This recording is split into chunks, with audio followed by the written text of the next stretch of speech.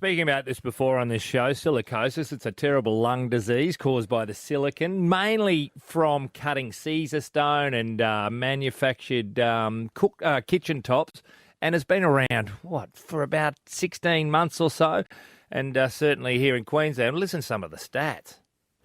In Queensland, 1 in 5 stonemasons are affected, an industrial health crisis developing into something as big as asbestos. Okay, so we've alerted everyone, and since then there's been so many tests that have gone on, but I'll tell you, at the forefront of the research into this, because there is no known cure at this stage, and we've already seen people dying, but at the Prince Charles Hospital, Professor Dan Chambers is leading the research team, and we explained last year they're doing incredible things. Hello again, Dan. How are you, mate?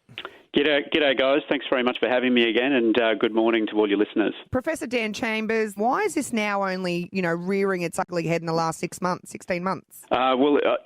is exposure to the manufactured stone, which has been the big problem. So unlike granite and marble, the manufactured stone has a much higher silica content, and that product really only came onto the market in Australia in the early 2000s, so that's why this has come to light.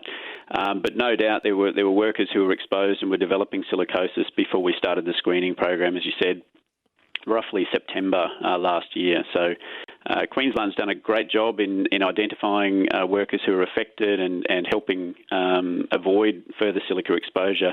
But where we're up to now is that, as you know, in Queensland there are almost 200 workers who've been affected and have silicosis, some of them with the most aggressive form of it. And our attention really now needs to turn to how we help these guys. What are the symptoms that we're seeing? Most of the workers have relatively few symptoms, which is the dangerous bit. So it's just vital that anybody who's been exposed to these products in the industry over the last 20 years goes and gets checked out. But sometimes they'll notice that they're just a bit more breathless than they really think they should be, and a cough that won't go away. Those are the main symptoms.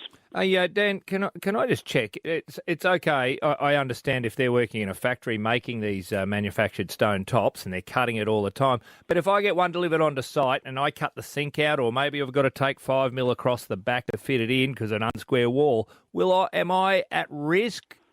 Absolutely, and that's where we've seen a lot of the exposure has been in installation. So this product really should be seen like asbestos, in my view. It is as dangerous as asbestos, and it needs to be treated like asbestos. Nobody would ever cut asbestos, as you suggest, in a home. So a product like that, if it needs to be refashioned, needs to go back to the shed.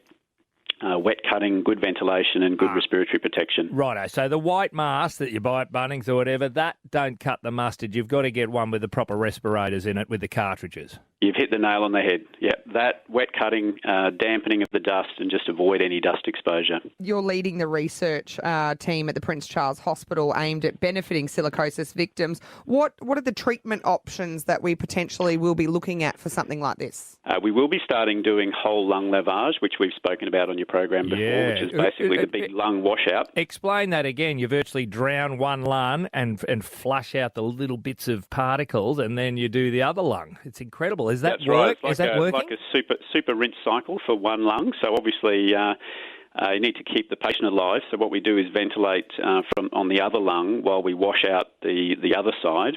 Over about 4 hours, 25 litres of salty water, and wash out all of the material in that lung. So we think this procedure will be helpful for some workers, not all, and probably the critical thing will be to get at this product early when it's still in the air spaces and is amenable to being washed out. And the Common Good, which is the charity arm of the Prince Charles Hospital, has been fantastic in supporting us, and we won a grant from them actually only a couple of months ago. Mate, I've seen. It's just a kickstart. Mate, I've seen you. You are world leaders in this, and apparently there's a lot of it coming out of the Gold Coast and Brisbane. So we are going to fix this thanks to you guys. Thanks, Professor Dan Chambers. Thanks so much for having me. The Prince Charles Hospital silicosis research relies on generous donations from the public and government grants to continue their work. To donate, visit thecommongood.org.au.